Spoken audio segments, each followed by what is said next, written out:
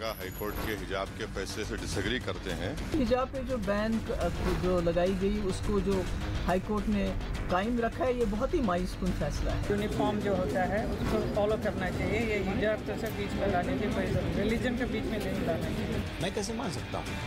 मेरा इस्लाम का संविधान है ये बहुत ही अच्छी वर्डिक्ट है।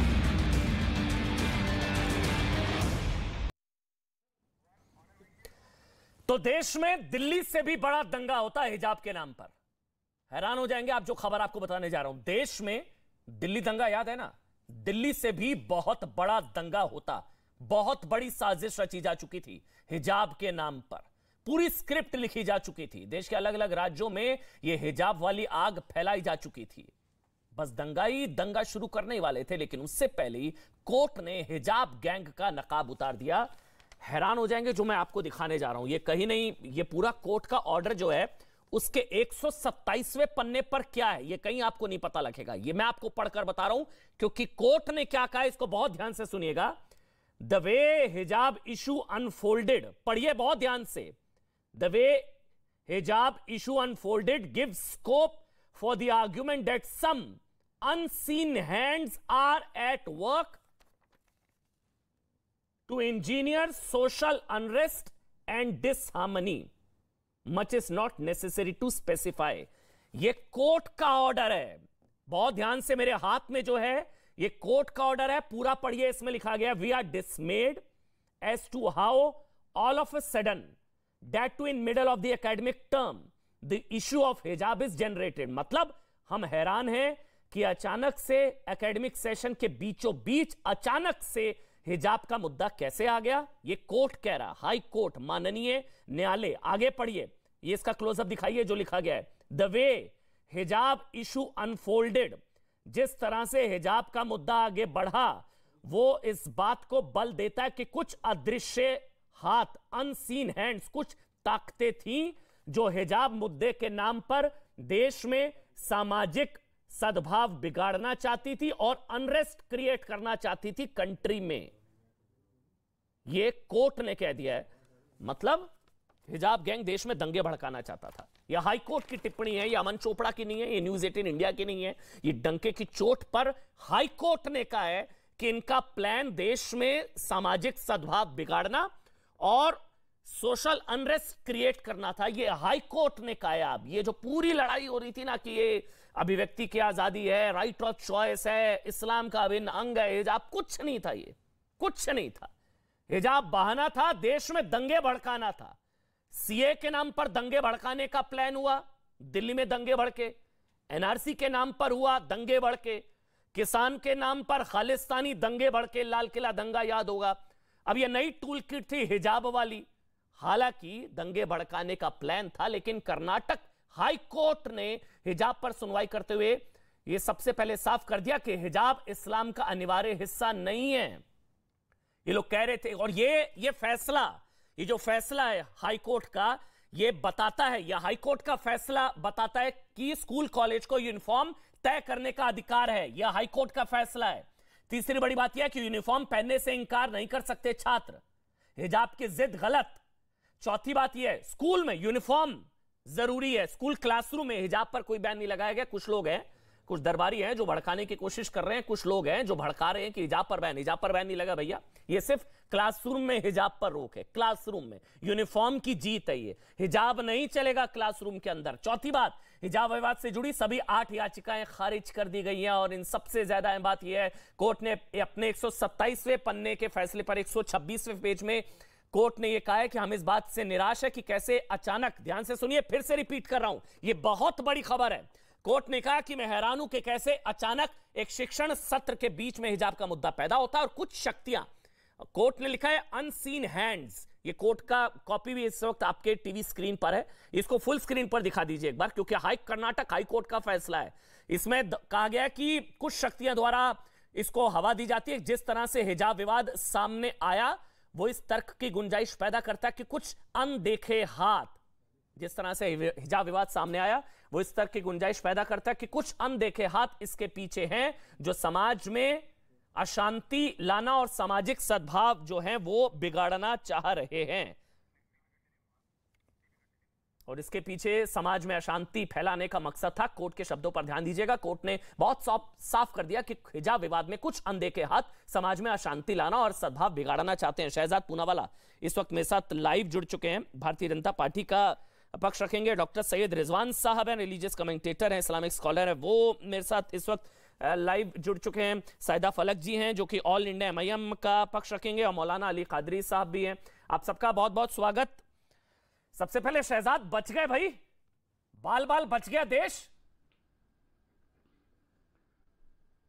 देखिए अमन जी, आज पूरी तरीके से स्पष्ट है कि हिजाब बहाना था, दंगे भड़काना था, क्योंकि वोट कमाना था, यूपी पर निशाना था। और ये आज स्पष्ट हो चुका है कि ये स्पॉन्टेनियस नहीं, ये स्पॉन्सर्ड ऑर्गेनाइज्ड मूवमेंट था। ये ऑर्गेनिक नहीं, ये ऑर्गेनाइज था, ये आयोजित था। और इसके पीछे जो करता धरता है, मैं आपको एक और लाइन पढ़कर सुनाना चाहता हूं जो पेज नंबर 32 पर कोर्ट ने बताई है। और वो बताती है कि इसमें पहले स्टूडेंट्स को कोई आपत्ति नहीं थी, परंतु जब Popular Front of India, Campus Front of India, Jamaat Islami and Students Islamic Organisation, इन्होंने ब्रेन वॉश किया बच्चों को, और उसके बाद ही ये मामला शुरू हुआ। तो देखिए किस प्रकार से एक महागठबंधन बना था। ये पॉपुलर फ्रंट ऑफ इंडिया भड़काती है स्टूडेंट्स को, मुद्दा पैदा करते हैं। कांग्रेस के नेता चाहे कर्नाटका हाई कोर्ट हो या सुप्रीम कोर्ट, इसको राष्ट्रीयकरण करने के लिए पहुंच जाते हैं। फिर वही कांग्रेस पार्टी राजस्थान में पीएफआई को हिजाब मार्च निकालने की परमिशन दे देती है ताकि वहां पर माहौल बिगाड़ा जा सके। महाराष्ट्र में मालेगांव में एक बड़ा सा हिजाब डे का आयोजन होता है। कांग्रेस के नेता फिर बयान करना शुरू कर देते हैं। मुकर्रम खान कहते हैं मैं बोटी बोटी कर दूंगा हिजाब को छुआ तो।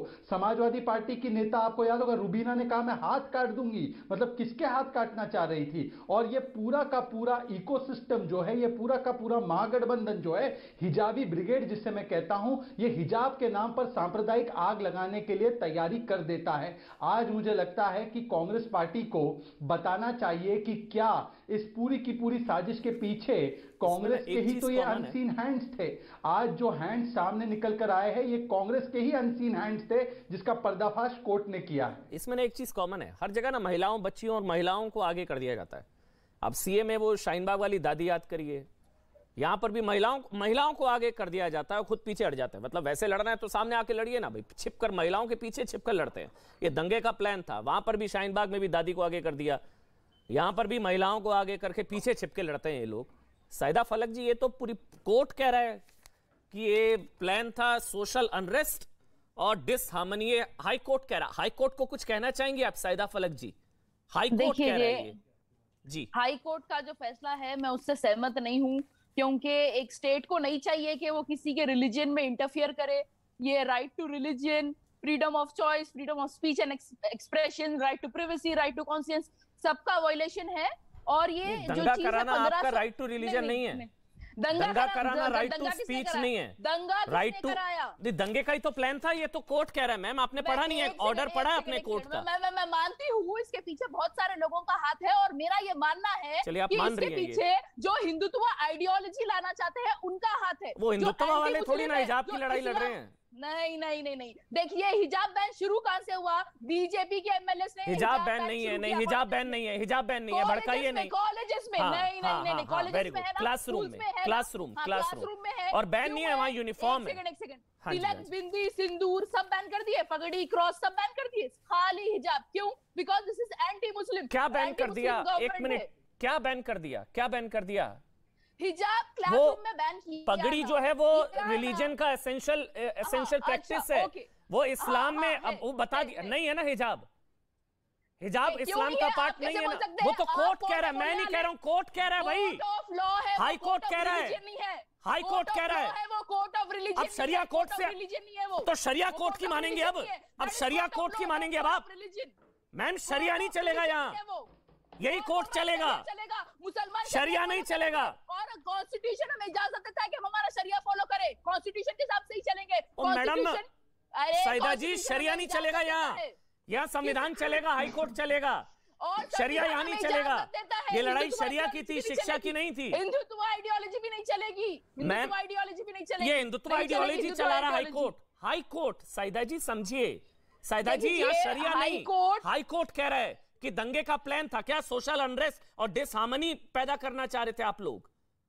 बीजेपी वाले करना चाहते हैं। मैम हाई कोर्ट बीजेपी कर रहे हैं। आपको पता है ये किसी का हाथ है? नहीं नहीं नहीं नहीं नहीं, बिल्कुल गलत है। कोर्ट का कोई हक नहीं बनता कि वो किसी के मतलब लड़कियों को फोर्स करे कि कोर्ट के फैसले को मानो। अच्छा, कोर्ट का हक नहीं बनता, एजुकेशनल इंस्टीट्यूशंस का हक नहीं बनता, या अल्लाह के कमांडमेंट्स को चूज करो। एजुकेशन या अल्लाह का जो हुक्म है उसमें चूज करने के लिए कोर्ट फोर्स नहीं कर सकता है, कोई फोर्स नहीं कर सकते। ये इसका रिव्यू होना चाहिए, सुप्रीम कोर्ट में जाना चाहिए, सुप्रीम कोर्ट में जाएगा ये फैसला।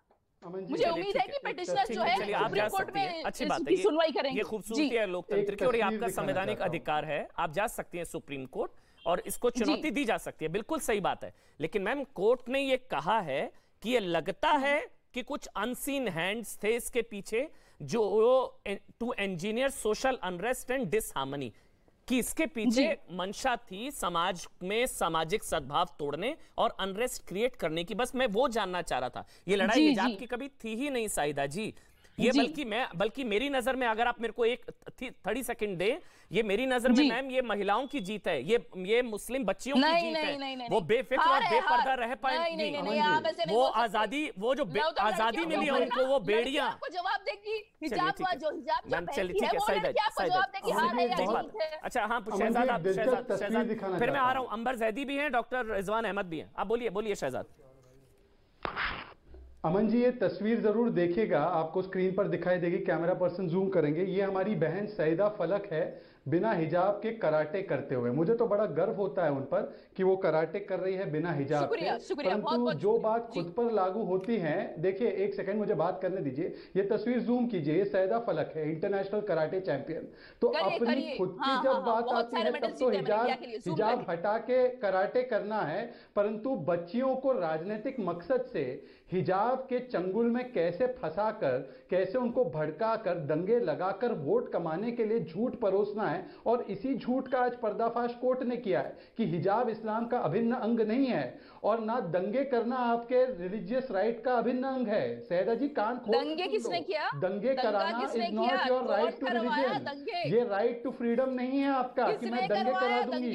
और कोर्ट की बात को मानना, ये देश संविधान से चलता है, ये सुप्रीम कोर्ट और हाई कोर्ट से चलने वाला देश है, ये शरिया कोर्ट से नहीं चलता। तो आपको कोर्ट की बात माननी चाहिए। अगर आप सही मायनों में महिलाओं के साथ खड़ी होती तो आप कहती उन बच्चियों से कि बच्चियों आपको आज कह दिया है कोर्ट ने, आप किताब पकड़ो, परंतु आज भी आपको हिजाब के नाम पर आग लगाना है। इसीलिए आप कह रही है किताब छोड़ दो और हिजाब के नाम पर आंदोलन करो। ऐसा ही एक फैसला 1985 में, डॉक्टर रिजवान अहमद मैं आपके पास आ रहा हूं, 1985 में शाबानो मामले में आया था, जिसमें मुस्लिम महिलाओं की जीत हुई थी और कट्टरपंथी मौलानाओं की हार हुई थी। तब की सरकार ने कट्टरपंथी मौलानाओं के दबाव में आते हुए कोर्ट के फैसले को पलट दिया।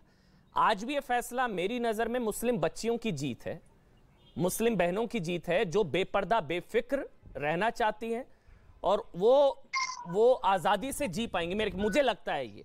और ये उन कट्टरपंथी मौलानाओं की हार है जो हिजाब में ढकना चाहते हैं बच्चियों को। अगर मैं गलत होता हूं, बोलिए आप डॉक्टर रिजवान अहमद। जी हाँ साहब, जय हिंद, वंदे मातरम, अस्सलाम वालेकुम।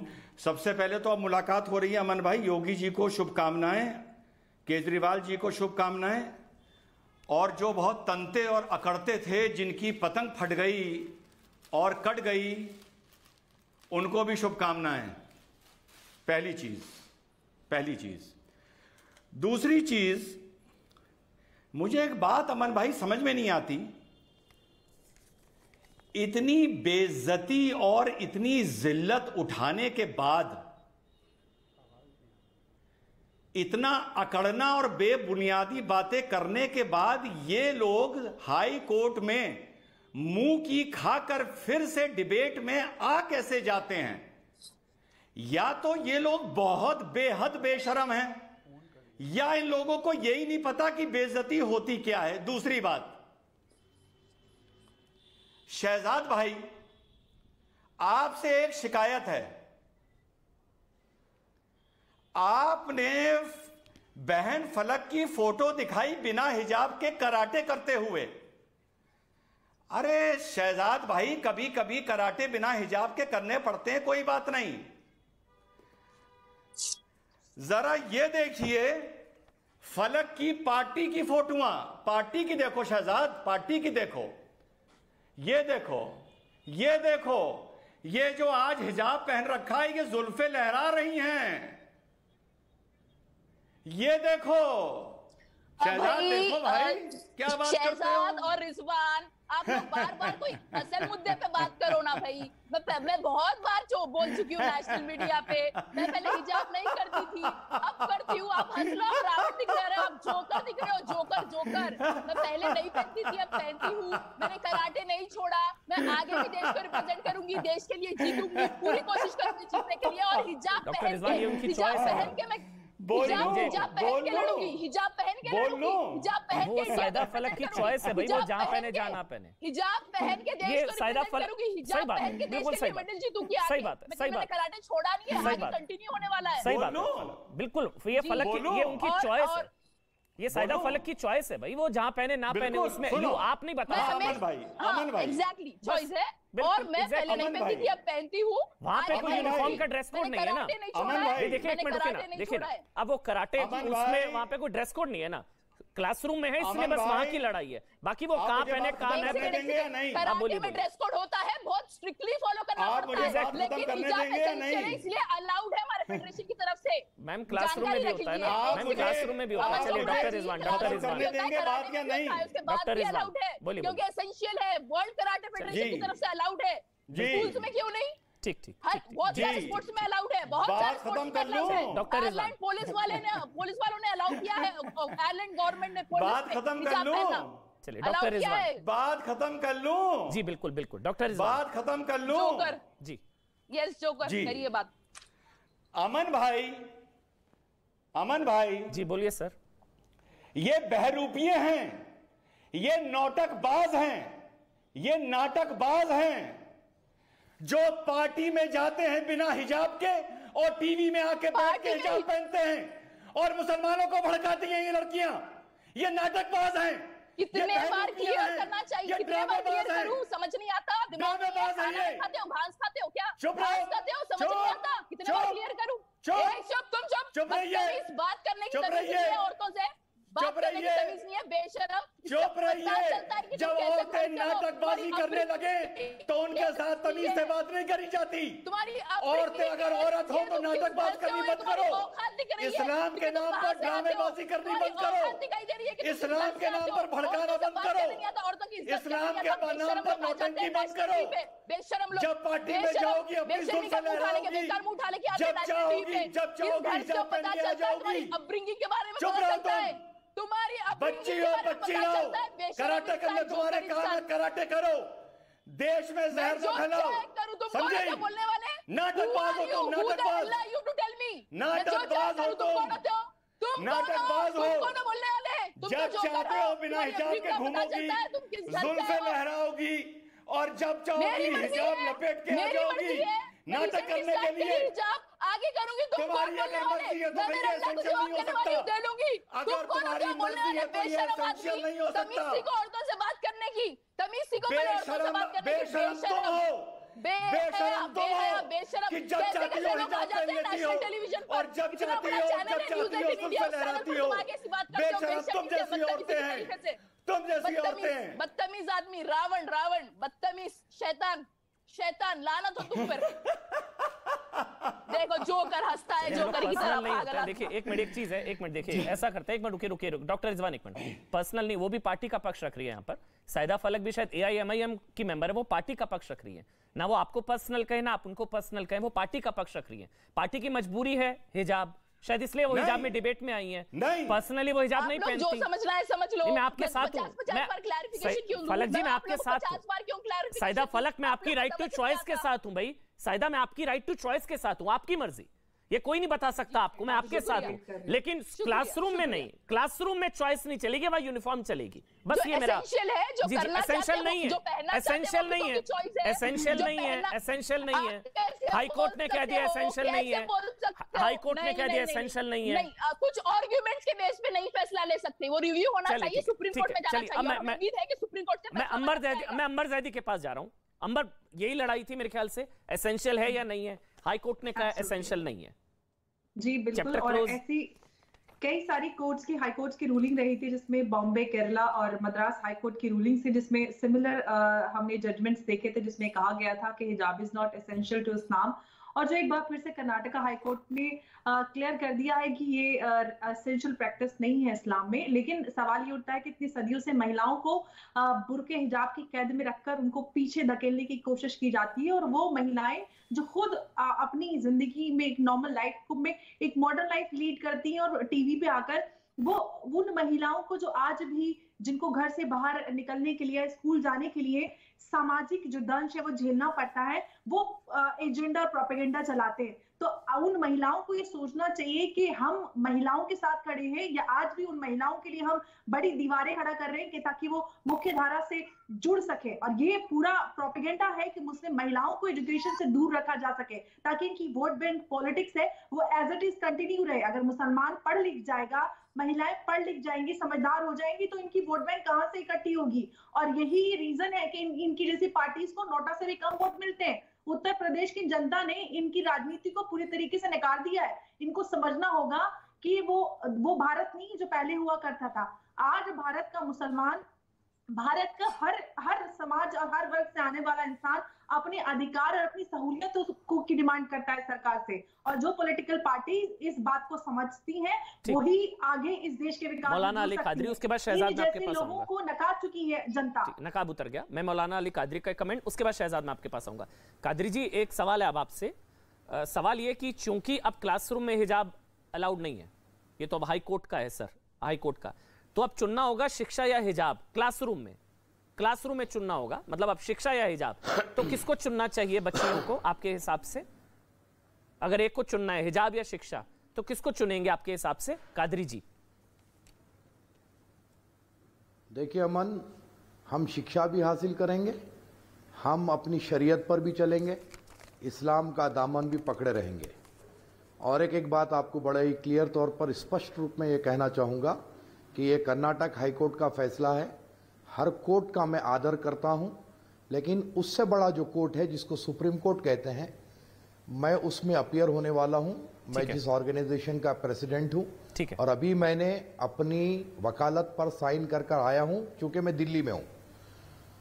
और इंशाल्लाह हम इसको 21 के दिन हमारी अपनी एप्लीकेशन हम सुप्रीम कोर्ट में डालेंगे। बिल्कुल अधिकार है, ये हमारा राइट है। सही बात है, हम अपने राइट पे हम ले सकते हैं। बिल्कुल बिल्कुल। और रही बात, अच्छा, जब तक फैसला किसी भी पॉलिटिकल पार्टी जब तक फैसला नहीं आता तब तक हिजाब नहीं पहनना चाहिए ना, क्योंकि कोर्ट संविधान से बड़ा कुछ नहीं आप लोगों के लिए, कोर्ट से बड़ा तो कुछ नहीं। नहीं, एक मिनट, जब तक स्टे नहीं मिलता, मेरा सवाल है, क्योंकि आप लोगों के लिए कोर्ट और संविधान से बड़ा कुछ नहीं है ना कादरी जी। अब क्योंकि कोर्ट ने कह दिया है कि हिजाब नहीं क्लासरूम में, तो अब एक बार बोल दीजिए, जब तक फैसला नहीं आता, फैसले पर स्टे नहीं होता, तब तक मैं बोलता हूं मौलाना अली कादरी की बच्चियां क्लासरूम में हिजाब ना पहने। एक बार बोल दीजिए आप, क्योंकि कोर्ट से बड़ा कुछ ही नहीं है ना आप लोगों के लिए। बच्चियां स्कूल को ना जाए, 8 दिन की छुट्टी मनाएं। स्कूल को ना जाए, ये देखिए, स्कूल को ना जाए, 8 दिन की ये देखिए, चेहरा देखिए इनका, इनके लिए शिक्षा से बड़ा शरिया है, शिक्षा से बड़ा शरिया है, शिक्षा से दूर रहे, किताब से बड़ा हिजाब है। यही तो एजेंडा है। रुक जाइए ना एक मिनट, एक मिनट रुक जाइए अंबर जी, मेरे को मुझे बोलने का पूरा मौका देंगे या आप अपना कार्यक्रम चलाते रहेंगे, ये बताइए मुझे। नहीं, बिल्कुल कादरी जी, मतलब अब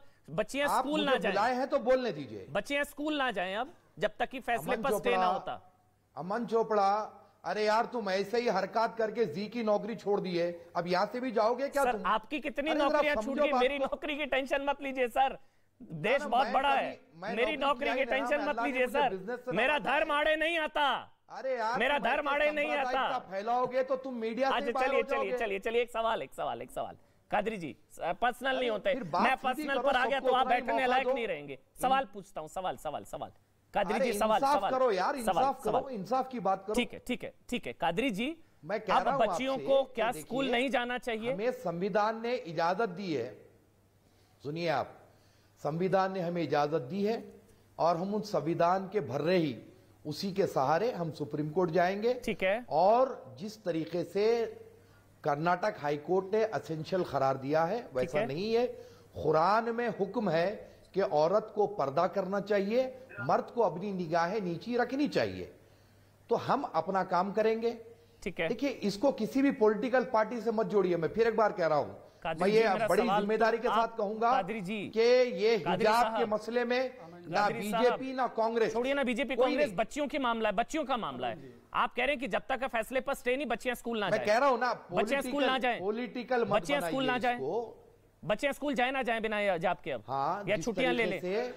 कोविड लगा, सुनिए कोविड लगा तो कई महीनों बच्चियां स्कूल नहीं गई, ठीक है। अब ये 8 दिन अगर नहीं जाएगी तो कोई आपत्ति नहीं है उसमें, ठीक है। मतलब किताब से बड़ा हिजाब है, शिक्षा से बड़ा शरिया है। सुप्रीम कोर्ट चलिए, शिक्षा से बड़ा शरिया। अब आप बोलिए शहजाद, यही आप लोगों की सोच है, यही आप लोगों की सोच है, यही सोच है आप लोगों की कि शरिया, शिक्षा से बड़ा शरिया और किताब से बड़ा हिजाब है। चलिए बोलिए आप शहजाद। वो कह रही बच्चे स्कूल ना जाए, बच्चियां, जब तक फैसला ना आता।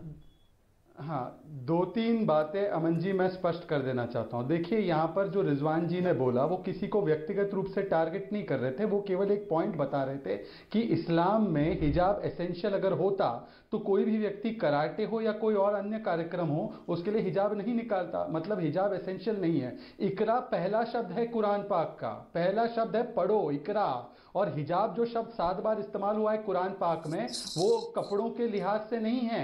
उसकी अवधारणा सांस्कृतिक है, उसकी अवधारणा गोपनीयता से, उसकी अवधारणा आंखों की शर्म से, उसकी अवधारणा इस प्रकार की नहीं है जिस प्रकार की बताई जा रही है। और मान लीजिए कि अगर एसेंशियल होता तो क्या मुझे बता सकते हैं कि उसमें फिर चॉइस कहां बचता? क्या मौलाना साहब ये कह रहे हैं कि जो मदरसे होते हैं जहां पर शिक्षा दी जाती है वहां पर वो बच्चियों को चॉइस देंगे जींस पैंट पहनने का? तीसरी बात मैं सिर्फ इतना पूछना चाहता हूं कि देखिए, आज जो पॉलिटिक्स इस पर की जा रही है, कह रहे सुप्रीम कोर्ट जाएंगे। अरे मौलाना, सुप्रीम कोर्ट ने तो शाहबानू को भी अधिकार और विकल्प दिया था, उस विकल्प के तो खिलाफ आपकी जमात खड़ी हो गई थी। अरे मौलाना, इसी सुप्रीम कोर्ट ने 3 तलाक में भी महिलाओं को विकल्प दिया था। तुम महिलाओं के विकल्प की बात करते हो मौलाना, विकल्प के खिलाफ क्यों खड़े हो गए थे? तब बोलो कि मैं 3 तलाक के कानून का समर्थन करता हूं। अगर आप विकल्प के इतने ही बड़े आप पोस्टर बॉय हो कि महिलाओं को विकल्प मिले, तो बोलो कि 3 तलाक के कानून के विकल्प का मैं समर्थन करता हूं। तो ये संविधान कभी पसंद आ जाता है, हर वक्त शरिया लेकर घूमते हो दिल में, पर संविधान, बात बात में संविधान की दुहाई मत दीजिए। आप संविधान को मानते हैं तो आज कर्नाटक हाईकोर्ट का फैसला आया है, उसका स्वागत कीजिए और बच्चियों को कहिए कि शिक्षा ग्रहण करें। परंतु आप नहीं कहेंगे क्योंकि हिजाब बहाना है, आपको तो सिर्फ वोट बैंक को सजाना है। चलिए ठीक है, अब मेरे ख्याल से बोल लीजिए कादरी जी, आपको बोलना चाह रहे हैं, फिर मैं डॉक्टर रिजवान अहमद आ रहा हूं। आपको लगता है कि आपकी सुनेंगी बच्चियां? सुनिए आप, मैं एक बार कह रहा हूं सर आपको कि ना इसको वोट बैंक से जोड़ें, ना इसको बीजेपी से जोड़ें, ना इसको कांग्रेस से जोड़ें। ये पॉलिटिकल इश्यू नहीं है। मैं आपको कह रहा हूं कि मैं हमारे प्रधानमंत्री जी से मैं आग्रह करूंगा, मैं रिक्वेस्ट करूंगा कि आप इस मामले में दखल दें और हमारे जो फंडामेंटल राइट्स है वो हमें बराबर देते रहें। मैं प्रधानमंत्री जी से मैं रिक्वेस्ट कर रहा हूं इस मामले में। और अभी जो सैयदा फलक के बारे में रिजवान ने जिस तरीके से गुफ्तगू की वो बिल्कुल गैर मुनासिब है। इस तरीके का अंदाज खते कबूल नहीं किया जाएगा। और रही बात साहब, नहीं, जमीरुद्दीन अहमद ने कहा कांग्रेस पार्टी के कि हिजाब नहीं पहनोगे तो बलात्कार हो जाएगा, तब मौलाना ने कुछ नहीं बोला। नहीं मौलाना साहब बताइए, जब जमीरुद्दीन अहमद कांग्रेस पार्टी के नेता ने कहा कि बुर्का नहीं पहनना मतलब बलात्कार हो जाएगा, तब आपकी कहां गई बातें सारी? जब महिलाओं को जकड़ कर रखा जाता है, महिला सशक्तिकरण के नाम पर लड़कियों लड़ सकती कहा जाता है, परंतु कोई अधिकार नहीं दिए जाते। 3 तलाक के अधिकार से वंचित रखा गया उनको, कानून के अधिकार से। जब उनको मेंटेनेंस के अधिकार से वंचित रखा गया, तब कहां गई आपकी? खुद ही बोलेंगे क्या? हाँ बोलिए कादरी जी, मतलब आपके लिए शिक्षा से बड़ा शरिया है? मैं जो बोल रहा हूं, हिजाब नहीं तो किताब नहीं। ना साहब सुनिए, हमारे पास शिक्षा के भी जो है बहुत माने हैं, हमारे अपनी शरिया के भी बहुत माने हैं। हम शरिया के साथ साथ शिक्षा हासिल करेंगे, जितना हायर एजुकेशन है हमारी लड़कियां अलाउड नहीं है ना क्लासरूम में। 30 सेकंड दीजिए सर, 30 सेकंड दीजिए प्लीज, 30 सेकंड। चलिए बोलिए जी। नहीं अलाउड होगा, सुप्रीम कोर्ट से हमें हक मिलेगा सर। और जब तक नहीं होता तब तक नहीं जाना चाहिए बच्चियों को स्कूल। जब तक नहीं होता तब तक नहीं जाना चाहिए। 8 दिन के लिए कोविड में 8 महीने नहीं गए, 8 दिन की क्या बात है? अच्छा 8 दिन बच्चियां स्कूल ना जाएं। सवाल लाखों, ठीक है 8 दिन बच्चियां स्कूल शरिया के हिसाब से टीवी पर आना मना है।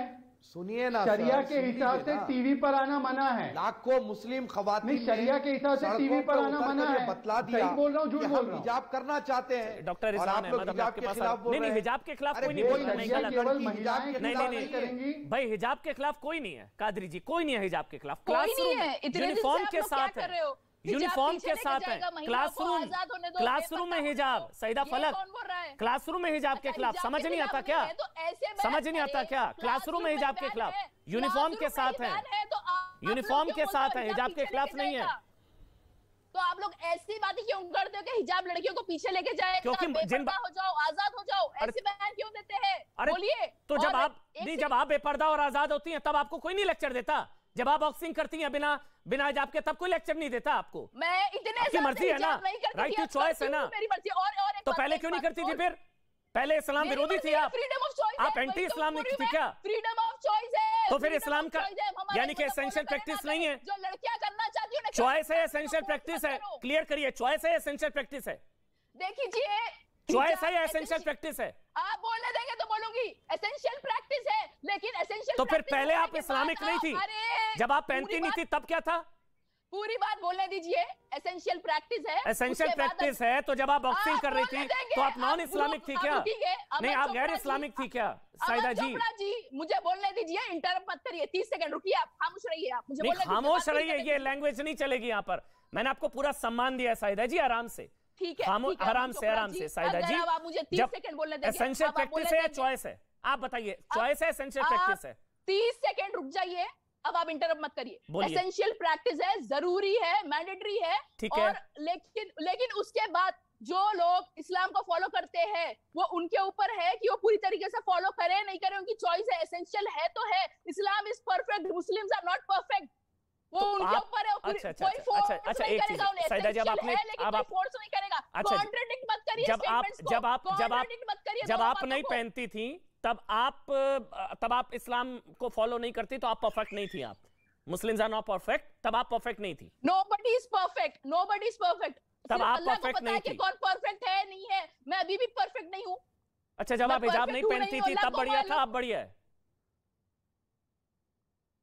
नहीं, अरे अब अल्हम्दुलिल्लाह मुझे बहुत अच्छा फील होता है कि अच्छी बात, आपकी मर्जी है मैम, बहुत अच्छी बात है, लेकिन कोई नहीं बोल सकता कि मैं अब परफेक्ट हूं या पहले परफेक्ट थी नहीं थी, अब परफेक्ट हूं नहीं हूं, कोई नहीं बोल सकता। समझिए बात को, कॉन्ट्रडिक्ट मत करिए स्टेटमेंट्स को। फ्रीडम ऑफ चॉइस है, इस्लाम परफेक्ट है, मुस्लिम्स परफेक्ट नहीं है। चॉइस है, एसेंशियल प्रैक्टिस है, अलग-अलग चीजें हैं साइदा जी, आप समझ ही नहीं रहे। चॉइस है, एसेंशियल प्रैक्टिस है। अगर एसेंशियल प्रैक्टिस थी तो पहले क्यों पहनती थी, पहले क्यों नहीं पहनती थी आप? Doctor Rizwan Ahmed, essential practice थी तो पहले क्यों नहीं पहनती थी आप? अब अचानक से हृदय परिवर्तन हो गया?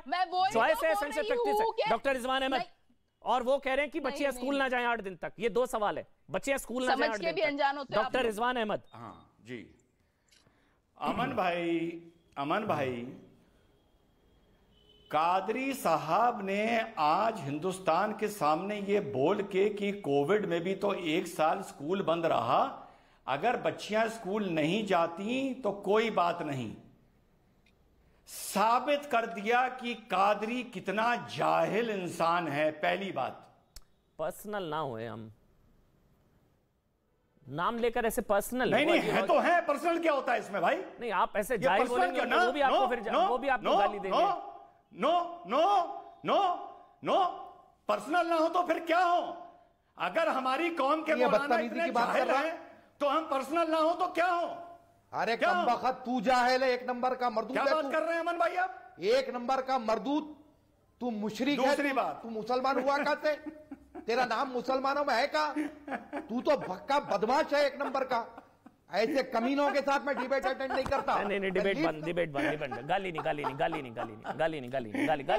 अब ये दूसरी बात, हाँ बोलिए आप, 1 मिनट। नहीं डॉक्टर, नहीं, दूसरी बात, कादरी जी, गाली नहीं।